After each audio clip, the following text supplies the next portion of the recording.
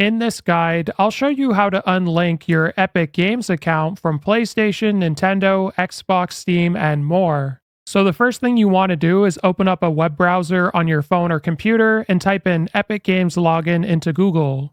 Once this loads, select Sign In or Sign Up at the top. And here's where you can sign up or sign in with your email address or use one of these gaming platforms. Now, once you're signed in, you should be brought to this page, and if not, select the character icon in the top right corner and select Account. Then what you want to do is have a look on the left sidebar and scroll down, and we're going to select Apps and Accounts. Now, here's where you'll see all the different gaming platforms and the ones that are connected to your Epic Games account, and in order to remove them, simply press Remove. Now, it does give you this warning statement that you'll no longer be able to use this account to store your progression on Xbox, and you have to check off all these different things indicating you've read them.